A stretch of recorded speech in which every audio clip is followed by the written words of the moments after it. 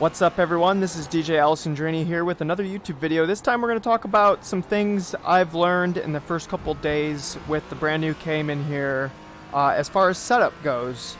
I've been playing with a lot of the knobs. I think I've come up with a good baseline, and we're going to go over some of the things that I've learned. So this was a really fun race I had playing in the background at Sebring. It was the first race as the track switched over. Really good fun. I'll share the setup with a drive file. It'll be in the description or in the comments, whatever I figure out. And this is, it has a sloppy name right now, but I think this is going to be my baseline. This is where I'll start all setups from. And I kept the PSI at 20. I know some people were finding better luck with lower pressures. I just feel like it took too long to come in. You have to do a lot of laps in a row for the car to really start coming in. And I felt like with the pressures they started you with, it came in just a tad bit faster, which is beneficial for these 15-minute races. Maybe once the actual series starts and the races are a half hour long or however long they're going to be, it might be worth experimenting to drop pressures down.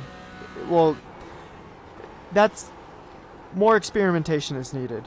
So I found that the baseline where the brake pressure was too high, and I needed to drop it down to 47. And at 47 it's only there because that's where I start the race. You'll see on here.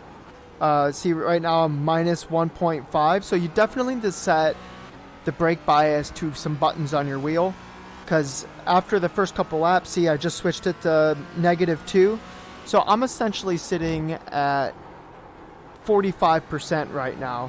The tune's 47, but that's because I need that stability in the beginning of the race on the cold tires, so I'm not using the rear as much to brake. So the lower that number is, the more you're using the rear tires to brake. So I didn't find it any slower using more assists.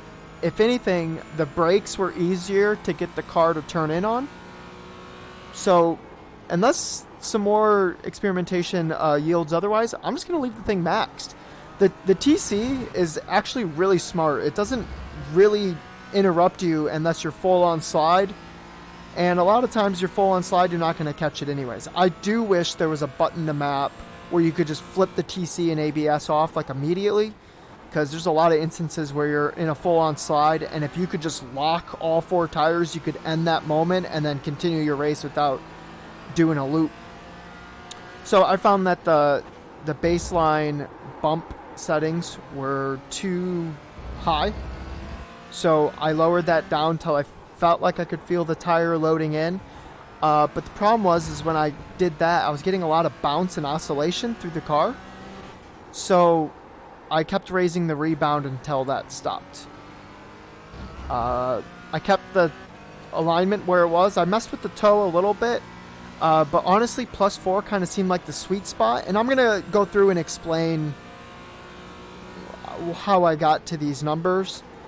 And I basically lowered the ride height in the front till it barely passes on fuel, and the rear is almost as high as it can go. I'm pretty sure it's just a couple clicks of where it can go. And then I added a little bit stiffer springs in the rear, and this is really just to try to get the thing to turn in on entry. The baseline is really pushy on entry, and I was just trying to get rid of that, trying to give the front tires a little bit more bite coming in to the entry of the corner. So basically what I've found is you move moving the brake bias back helps the front tires. Raising the rear ride height also helps the front tires. And you tune the rear sway bar to match the carving of corner exit. So if the corners are so tight where you can't put power down, then you would lower the rear sway bar, so you'd make it softer. If you're finding a lot of push where the front tires just don't have enough leaving the corner, then you would raise the rear sway bar. Then if you need stability, because of where your rear sway bar number is, you can raise the front sway bar. And I feel like the front sway bar is better, at least for this car, with everything else how it's set up. The front's better to stabilize that transitional back and forth stability of the car. Because what happens when you raise the rake, which is raising the rear ride height in relationship to the front, is you'll gain some instability in transitions. The rear of the car will start to wag back and forth. So you're trying to fix corner exit and then at the same time keep like the good behavior on entry. So you kind of just keep changing these couple things just to get it to behave kind of okay on all fronts. And like I said, I'm going to share this baseline in the description or comment or whatever. It'll be a drive file. And then you can just throw this right in your iRacing setup folder for this specific car. But hopefully me just kind of explaining very quickly and very broadly just the tiny flow chart that you go through while you're trying to set up the car.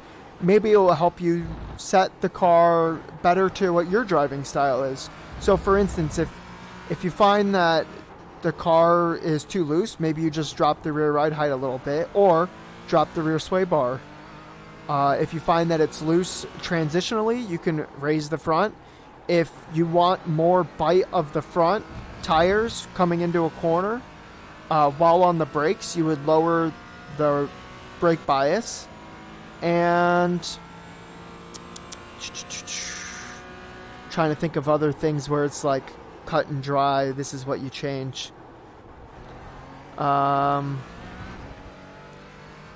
If you find that the car kind of does a tank slapper thing, if it's slightly unstable, meaning like it loads up on the right side and then it goes to the left and then it just becomes an uncontrollable mess, that could be you needing more rebound. I think where it's set right now is pretty safe. I didn't get that behavior where it's set right now. So, all right, again, this was DJ Alessandrini. This is the very basics of car setup and just a couple things I figured out with the 8 or so hours I've had with the car so far. So thank you for watching, and subscribe. Make sure to check out the future videos, and I'll catch you next time. Thank you.